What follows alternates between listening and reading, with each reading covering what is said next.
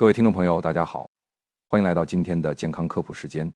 今天咱们要聊的主题和咱们很多人每天早上的一个习惯息息相关。大家不妨在脑海里回想一下这个场景：清晨起床，阳光刚刚透过窗帘的缝隙洒进房间，你走到厨房，拿起一个透明的玻璃杯，倒上一杯温水，然后你打开一个精致的罐子，用木勺或者小铁勺挖出一勺金黄透亮、粘稠拉丝的蜂蜜，放进水里，看着蜂蜜在水中慢慢化开，水变成了淡淡的琥珀色。你端起杯子，喝上一口，温润清甜，顺着食道滑进胃里。这时候，你心里可能会觉得特别踏实，觉得这杯蜂蜜水不仅唤醒了身体，还能润肠通便、美容养颜，算是给新的一天开了一个健康的头。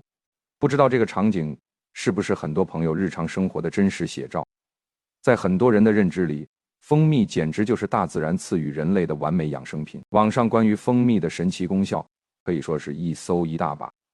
有人说它能排毒养颜，有人说它能润肺止咳，还有人说它能提高免疫力、改善睡眠，尤其是到了秋冬季节或者逢年过节，蜂蜜更是成了送礼的佳品，仿佛送蜂蜜就是送健康。但是今天我要给大家泼一盆冷水了。如果您或者您的家人每天都把蜂蜜水当成养生标配，甚至当成白开水一样大口大口的喝，那么请您一定要把今天的节目听完。因为作为一名拥有多年临床营养学经验的科普工作者，我必须负责任地告诉您一个反常识的科学结论：蜂蜜真没有大家想象的那么神，甚至在很多情况下，如果您喝错了方法，忽略了其中非常关键的一步，这杯您以为的养生水很可能会变成伤害肝脏、推高尿酸，让您悄悄长胖的糖水。听到这里，可能有很多朋友会在心里犯嘀咕了：主播，你别吓唬我了，蜂蜜可是纯天然的，怎么就变成糖水了？我喝了这么多年，不是好好的吗？大家先别急着反驳，也别急着关掉音频。今天这期节目，咱们就来一次深度的蜂蜜大揭秘。咱们要把蜂蜜掰开了，揉碎了，从它的底层成分到它在咱们身体里的代谢过程，再到长期错误饮用会带来哪些真实的风险，给大家讲得透透彻彻。更重要的是，在节目的后半段，我会给大家提供一套专家级别的正确替代方案，告诉您呢，被很多人忽略的关键一步到底是什么。好，咱们废话不多说，直接进入今天的科学真相大揭秘。首先，咱们得认清蜂蜜的真面目。很多商家在宣传蜂蜜的时候，总是强调它含有多少种氨基酸、多少种维生素、多少种矿物质和活性酶，听起来蜂蜜简直就是一个微缩的营养宝库。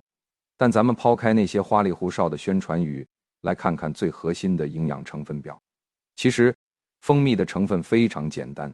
在纯正的蜂蜜中，大约有70%到80%的成分是糖。具体来说，主要是果糖和葡萄糖，剩下的20%左右是水分。那么那些被商家吹上天的氨基酸、维生素、矿物质和活性酶呢，它们加起来连1%都不到。咱们来算一笔账。有朋友说蜂蜜里有维生素 C 能美容养颜，确实蜂蜜里有微量的维生素 C， 但是它的含量低到什么程度呢？每100克蜂蜜里大概只有几毫克的维生素 C， 而咱们成年人每天需要的维生素 C 大约是100毫克。如果您想通过吃蜂蜜来满足一天的维生素 C 需求，您每天得吃下好几斤的蜂蜜，且不说您的钱包受不受得了，就这几斤蜂蜜里包含的几百克糖分，早就让您的身体崩溃了。所以抛开剂量谈功效，在营养学上就是耍流氓。那不到1%的微量物质，在强大的糖分面前，对人体的实际营养贡献可以说是微乎其微的。那么蜂蜜里最核心的成分，也就是果糖和葡萄糖，到底是个什么东西呢？这就触及到了今天最核心的科学原理。咱们重点来说说果糖。果糖顾名思义，就是水果里天然存在的糖分，它的甜度非常高，大约是蔗糖的1.2到1.8倍，这就是为什么蜂蜜喝起来特别甜、特别爽口的原因。但是果糖在咱们人体内的代谢路径和葡萄糖是完全不一样的。咱们打个通俗的比方，葡萄糖进入人体后，它就像是普通的货物，需要依靠胰岛素这个搬运工才能进入全身的细胞里去提供能量。如果血液里的葡萄糖太多了，胰岛素就会赶紧加班，把多余的葡萄糖运走，或者转化成糖原储存起来。这个过程是受到身体严格调控的。但是果糖不一样，果糖就像是一个拥有特权的 VIP， 它进入人体后根本不需要胰岛素这个搬运工来帮忙，它会顺着血液直接冲进咱们的肝脏。肝脏就像是人体的化工厂，当大量的果糖突然涌入肝脏时，肝脏根本处理不过来，处理不完怎么办？肝脏只能把这些多余的果糖就地转化成脂肪。这些脂肪一部分会留在肝脏里，另一部分会被打包成脂蛋白，释放到血液中，变成咱们体检报告上的甘油三酯。换句话说，从代谢的本质来看，蜂蜜里大量的果糖就是一种游离糖。在世界卫生组织的定义中，游离糖包括了添加到食品中的糖，以及天然存在于蜂蜜、糖浆、果汁中的糖。世卫组织强烈建议成年人每天游离糖的摄入量应该控制在总能量摄入的 10% 以下，最好能降到 5% 以下，也就是大约25克。听到这里，大家明白了吗？在营养学和现代医学的眼里，蜂蜜、白糖、红糖、冰糖虽然来源不同、价格不同、口感不同，但它们在本质上并没有所谓的阶级差异。它们进入身体后，最终都会分解成葡萄糖和果糖蜂蜜，并不是什么高高在上的养生仙丹，它本质上就是一种带有特殊风味和微量矿物质的天然糖浆。可能有朋友会问，主播，那市面上卖的土蜂蜜、洋槐蜜、枣花蜜，还有那种死贵的进口麦卢卡蜂蜜，它们难道也没有区别吗？咱们先说国内的各种蜂蜜，不同的蜜源植物确实会让蜂蜜在颜色、香气、结晶状态和口感上有所不同。比如洋槐蜜不容易结晶，口感清淡；枣花蜜颜色深，味道浓郁。但从核心营养价值来看，它们 80% 都是糖，那 1% 的微量元素差异对人体健康的影响几乎可以忽略不计。所谓的土蜂蜜，如果是指中华蜜蜂酿造的百花蜜，它可能含有更多种类的花粉，但这也意味着它引发过敏的风险相对更高。而且如果没有经过严格的灭菌和过滤，卫生状况往往难以保证。再来说说被炒到天价的麦卢卡蜂蜜。麦卢卡是新西兰的一种特有植物，这种蜂蜜里确实含有一种叫做毒麦素的抗菌成分，在实验室的培养皿里，它确实表现出了对抗某些细菌的能力。但是朋友们，实验室的结果不能直接等同于人体的效果。当咱们把麦卢卡蜂蜜吃进肚子里，它首先要经过胃酸的洗礼。胃酸是非常强烈的酸性环境，大部分活性物质在这里都会被破坏。而且蜂蜜中的抗菌成分浓度根本达不到临床上治疗感染的剂量。如果您真的胃肠道有幽门螺杆菌感染，或者有其他炎症，老老实实去医院吃医生开的抗生素才是唯一正确的选择。靠吃麦卢卡蜂蜜来治病，不仅治不好，还会因为摄入过多的糖分给身体增加额外的负担。好，讲完了蜂蜜的科学真相，咱们接下来进入第3个部分，也就是大家最关心的，如果长期坚持错误的喝蜂蜜水，咱们的身体到底会发生哪些真实的变化，又会面临哪些潜在的风险？咱们分几个方面来详细说一说。首先，咱们来说说肝脏的沉默杀手——非酒精性脂肪肝。刚才咱们讲了，果糖进入肝脏后会大量转化为脂肪。如果您每天早晨空腹喝一大杯浓浓的蜂蜜水，下午觉得困了又泡一杯，晚上睡前为了安神再喝一杯，这一天下来，您摄入的果糖量是非常惊人的。长此以往，肝脏里的脂肪越积越多，就会形成脂肪肝。很多人觉得只有天天喝酒、天天吃大鱼大肉的人才会得脂肪肝，其实不然。在临床上，我们见过很多饮食清淡、滴酒不沾的阿姨大叔，体检时却查出了中重度脂肪肝。仔细一问他们的饮食习惯，很多都有每天喝蜂蜜水、喝鲜榨果汁的习惯。鲜榨果汁和蜂蜜水一样，都是去除了膳食纤维，留下了高浓度的游离果糖。果糖引发的脂肪肝，在早期往往没有任何症状，不痛不痒，所以被称为沉默的杀手。等到出现肝区隐痛、转氨酶升高，甚至发展成脂肪性肝炎的时候，肝脏的损伤就已经比较严重了。其次，咱们来说说尿酸升高的隐形推手，这一点是很多人完全想不到的。大家普遍认为，尿酸高是因为海鲜吃多了、啤酒喝多了、肉汤喝多了，但其实果糖也是导致高尿酸血症的一个重要元凶。这是为什么呢？咱们稍微讲一点深度的生化机制。果糖在肝脏代谢的过程中，会消耗大量的3磷酸腺苷，也就是咱们身体里的能量货币。这种大量的能量消耗，会导致细胞内的单磷酸腺苷增加。单磷酸腺苷在降解的过程中，会产生一种叫做次黄嘌呤的物质，而次黄嘌呤最终会代谢成尿酸。换句话说，果糖不仅会促进尿酸的生成，还会抑制尿酸的排泄。如果您本身尿酸就偏高，或者已经有过痛风发作的经历，每天喝蜂蜜水简直就是在给痛风火上浇油。很多痛风患者严格控制了海鲜和内脏，却依然反复发作，往往就是因为忽略了蜂蜜、果汁这些隐形的高果糖食物。最后，咱们来说说胰岛素抵抗与血糖的过山车。有朋友可能会反驳，主播，果糖的升糖指数很低啊，它不会像葡萄糖那样让血糖飙升，糖尿病人是不是就能喝蜂蜜？这是一个非常典型的误区。确实，果糖本身的升糖指数不高，吃下去之后，血糖不会立刻出现剧烈的波动。但是，咱们刚才说了，大量果糖在肝脏转化为脂肪，导致脂肪肝，而脂肪肝是引发全身胰岛素抵抗的核心原因之一。什么是胰岛素抵抗？就是您的身体对胰岛素不敏感。胰岛素这个搬运工虽然还在分泌，但是细胞们听它的指挥了，不愿意打开门让葡萄糖进来。为了把血糖降下去，胰腺只能拼命加班，分泌更多的胰岛素。长此以往，胰腺就会被累垮，最终发展为2型糖尿病。所以，长期大量摄入蜂蜜，虽然短期内血糖看着平稳，但在底层逻辑上，它正在悄悄破坏您的胰岛素敏感性，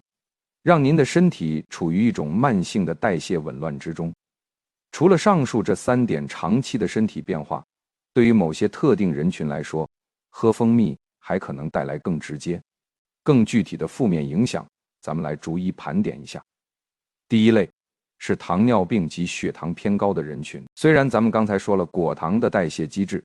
但蜂蜜中除了果糖，还含有大约30%到40%的葡萄糖。葡萄糖是会被肠道迅速吸收，直接导致血糖升高的。对于血糖控制不佳的糖友来说，喝蜂蜜水依然会导致餐后血糖的波动。所以内分泌科医生通常会建议糖尿病患者尽量不喝蜂蜜。如果非要吃，只能在血糖控制非常平稳的前提下，极少量的尝一点点，并且要替换掉主食中的相应碳水化合物。第二类是减肥和体重管理人群。蜂蜜水虽然喝起来清爽，但它提供的是纯粹的液体热量。液体热量有一个可怕的特点，就是它不能给大脑提供足够的饱腹感信号。您喝了一大杯蜂蜜水，摄入了200-300大卡的热量，但您依然会觉得饿，到了饭点还是会吃下同样多的食物，这就导致您的总热量摄入严重超标。而且甜味会刺激大脑的奖赏中枢，让您对甜食产生更强的渴望，越喝越想喝，最终陷入恶性循环。第三类是1岁以下的婴幼儿，这一点我必须用非常严肃的语气提醒大家，绝对不能给1岁以下的婴儿喂食任何形式的蜂蜜。为什么呢？因为蜂蜜在采摘、酿造和运输的过程中，很容易被一种叫做肉毒杆菌的芽孢污染。肉毒杆菌芽孢的生命力极其顽强，日常的加热、冲泡根本无法将其杀死。对于成年人和大孩子来说，咱们肠道里有完善的菌群屏障，胃酸也足够强，这些芽孢进入肠道后会被抑制，不会致病。但是1岁以下的婴儿，肠道菌群还没有完全建立，肠道屏障非常脆弱，肉毒杆菌芽孢一旦进入婴儿肠道，就会在缺氧的环境下繁殖，并释放出剧毒的肉毒素，这会导致婴儿出现便秘、嗜睡、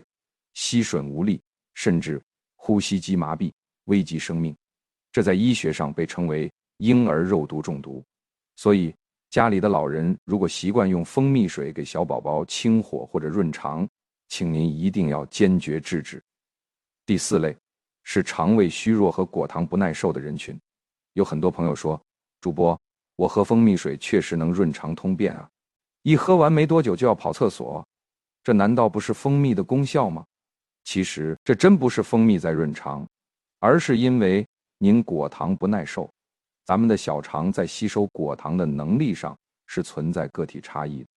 有些人的小肠黏膜上缺乏转运果糖的载体蛋白，当大量未被吸收的果糖进入大肠后，会被肠道里的细菌发酵，产生大量的气体，导致腹胀、肠鸣。同时，高浓度的果糖在肠道内会形成高渗环境，把身体里的水分吸到肠道里来，导致大便变稀，甚至引发渗透性腹泻。所以您喝完蜂蜜水拉肚子，不是因为毒素排出来了，而是因为您的肠道在抗议。如果您本身就有肠易激综合征，或者经常腹泻、消化不良，喝蜂蜜水只会让您的肠胃更加遭罪。好，讲了这么多风险和误区，大家可能会觉得有些沮丧。照你这么说，蜂蜜这东西简直是一无是处，我家里那几大罐蜂蜜是不是得直接扔进垃圾桶了？当然不是，咱们做科普从来不是为了制造焦虑，而是为了帮大家建立科学的认知。蜂蜜作为一种天然的甜味剂，它有着独特的风味和香气，能给人带来愉悦的心情。只要咱们掌握了正确的方法，它依然可以是咱们生活中的一点小确幸。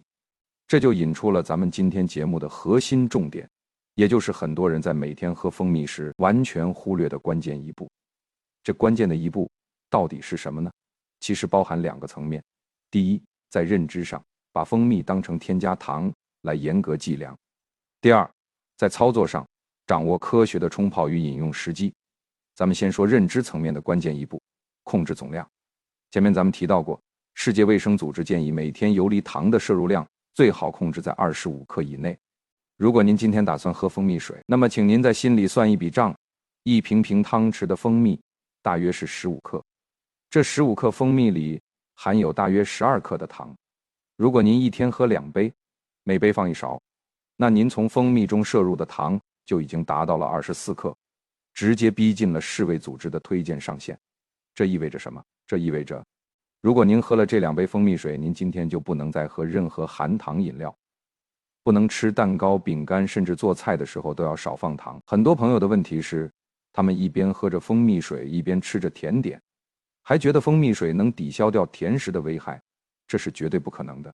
糖分在身体里的叠加效应，只会让您的代谢系统雪上加霜。所以，喝蜂蜜的关键第一步就是把它计入您全天的总糖量中，浅尝辄止，每天1小勺，尝个甜味儿就足够了。接下来，咱们说操作层面的关键一步，正确的冲泡与饮用时机。先说水温，很多人习惯用刚烧开的沸水去冲泡蜂蜜，觉得这样能杀菌。其实，高温虽然能杀菌，但也会破坏蜂蜜中那仅有的一点活性酶，还会让蜂蜜的颜色变深，味道变酸，破坏了原本的风味。当然，咱们前面说了，那些活性酶对人体的实际作用有限，但从口感和心理体验上来说，用40度到60度的温水冲泡是最好的选择。这个温度既能让蜂蜜迅速溶解，又能保留它清甜的口感。再说饮用时机，很多人喜欢早晨起床后空腹喝一大杯蜂蜜水，认为这样能唤醒肠胃，这也是一个误区。早晨起床后，咱们的身体经过一夜的睡眠，处于相对缺水的状态，血液也比较粘稠，这时候身体最需要的是纯净的水分来补充血容量，促进代谢。如果您空腹喝下一杯含有大量糖分的蜂蜜水，不仅不能有效补水，还会让血糖在清晨出现不必要的波动，增加肠胃和胰腺的负担。那么什么时候喝最好呢？建议放在2餐之间，比如上午10点左右，或者下午3、4点。这时候咱们可能会觉得有点疲劳或者嘴馋，喝一小杯温热的蜂蜜水，既能迅速补充一点能量，缓解低血糖带来的头晕，又能满足对甜食的渴望，避免在正餐时暴饮暴食。另外，在进行中高强度的运动之后，喝一点蜂蜜水也能帮助身体快速补充消耗的糖原，促进恢复。好，如果您觉得每天计算糖量太麻烦，或者您本身就是需要严格控糖的特定人群，那么有没有什么更好的替代方案呢？作为营养专家，我给大家准备了3个具体、低成本且完全可执行的替代建议。第一个替代方案，也是永远排在第1位的王者饮品——温白开水。大家千万不要觉得白开水平淡无奇，在所有的饮品中，白开水是唯一一个零热量、零糖分、零添加剂的完美选择。它能最快地进入血液循环，稀释血液，促进肾脏的代谢和排毒。如果您觉得白开水实在没味道，可以尝试在水里加一点点天然的风味，比如切2片新鲜的柠檬，或者放几片黄瓜、几片薄荷叶在水里浸泡一会儿。这种天然浸泡水不仅有着清新的香气，还能提供微量的维生素 C 和抗氧化物质，而且几乎不增加任何糖分和热量。对于减肥人群和痛风患者来说，每天保证1500到2000毫升的白开水或淡茶水，才是促进尿酸排泄、加速脂肪代谢的最有效手段。第二个替代方案是淡茶水。如果您喜欢有味道的水，绿茶、白茶、乌龙茶是非常好的选择。茶叶中富含茶多酚、儿茶素等抗氧化物质，大量的科学研究证实，适量饮茶有助于改善血管内皮功能，降低心血管疾病的风险。而且茶水中的咖啡因能轻微提高基础代谢率，对体重管理也有一定的辅助作用。需要注意的是，泡茶要淡，不要喝浓茶，以免影响铁元素的吸收或导致神经兴奋，影响睡眠。第3个替代方案是针对那些有特定养生需求的人群给出的精准替代。咱们前面提到，很多人喝蜂蜜是为了润肠通便。如果您有这个需求，请放弃蜂蜜水，转向真正的肠道推手——膳食纤维和山梨糖醇。我强烈推荐大家多吃3种水果：西梅、火龙果和猕猴桃。特别是西梅，它不仅有丰富的膳食纤维，还含有大量的天然山梨糖醇。山梨糖醇在肠道内同样具有高渗作用，但它比果糖温和得多，能有效地软化粪便，促进肠道蠕动。每天吃上5、6颗大西梅，或者喝一杯无添加的西梅汁，再配合充足的白开水，它的润肠效果比喝几大杯蜂蜜水要管用得多，而且对血糖和肝脏的影响也小得多。如果您喝蜂蜜是为了润肺止咳，这里也有一个科学的替代用法。世界卫生组织和多个国家的儿科学会确实建议，对于1岁以上的儿童，在夜间咳嗽影响睡眠时，可以喂食少量的蜂蜜来缓解症状。但是注意，这里的用法不是泡在水里喝，而是直接吃。正确的做法是，在睡前给孩子直接喂1小勺，大约2到5毫升的纯蜂蜜，让他在口腔和咽喉部慢慢咽下。蜂蜜的高渗透压和粘稠的质地，可以在咽喉黏膜表面形成一层保护膜，减轻炎症刺激，从而缓解咳嗽。对于成年人来说，如果是轻微的咽干咳嗽，也可以尝试这种直接含服的方法。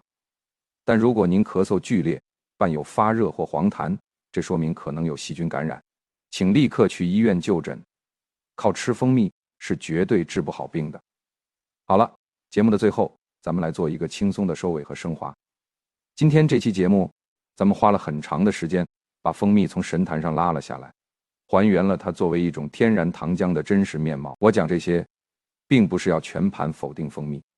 更不是让大家从此对蜂蜜避之不及。我想传达给大家的核心理念是，在健康这条路上，